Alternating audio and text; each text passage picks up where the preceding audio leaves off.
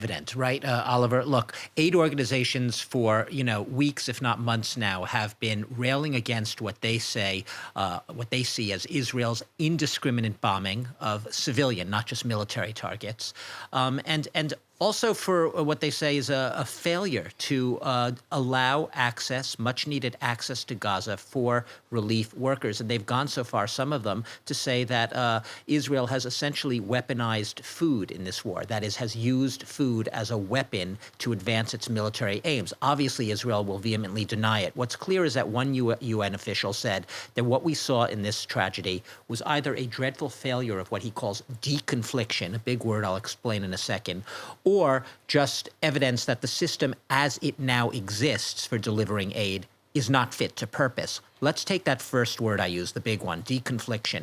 It's originally military jargon. It was to prevent allies or one army on a battlefield from friendly soldiers killing each other. It's extended in recent years to communication between, mechanisms between humanitarian aid workers on the ground in a conflict and the military to prevent exactly this type of incident. And what deconfliction is, it works on two levels. It involves, in a first phase, notification, that is, from humanitarian workers to military planners to a liaison unit, location of GPS coordinates, where they are going to be, what their activities are going to be, what their movements are going to be at a precise time. So giving all of the information and that back and forth communication between military and aid workers so that they can do their jobs unimpeded, that is, get the access they need.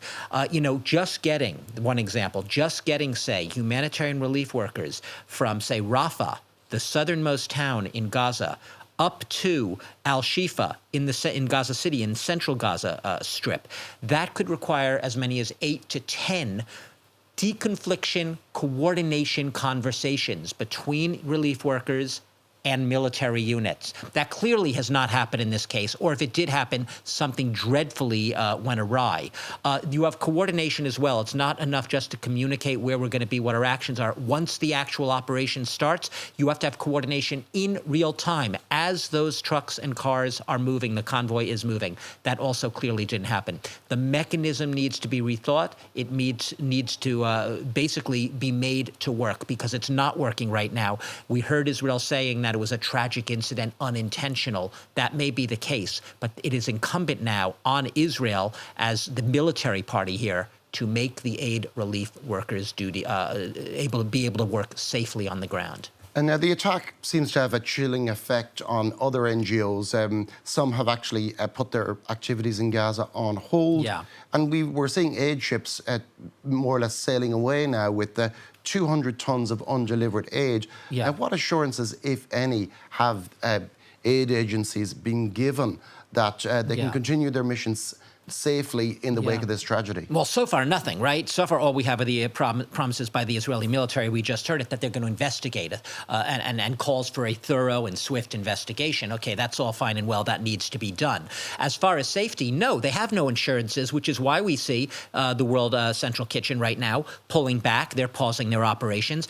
ANERA, another big aid organization, also pulling back. The United Arab Emirates, which also was helping get food from Cyprus to Gaza, also pausing. Everyone basically is putting their hands up saying, we don't want to be on the ground right now in these circumstances where we have no guarantees that we can get our jobs done safely. So essentially, I'm not saying all of them, but just about virtually all are right now waiting, seeing what will happen, whether this deconfliction mechanism can be brushed up. I will just note, late March, we already had a UN official calling for unimpeded access for aid workers. Back in late March, we also had a World Bank report in which they said that they warned of a risk of imminent famine. I know we say it all the time, imminent famine in Gaza, but they put about 1.1 million people, about half of Gaza's population, at risk of catastrophic acute malnutrition and perhaps imminent death within 2 months.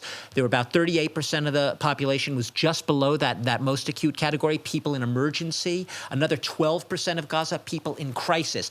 Everyone's suffering some sort of food insecurity, food shortages right now. There were 0 people in Gaza's 2.3 million population, 0 in the bottom 2 categories of food emergency, which is people who have food security, people who have immediate access, safe access to food. That is quite alarming. And the latest report shows that, compounding that, about 84%. This is also a World Bank joint UN report released yesterday, Tuesday.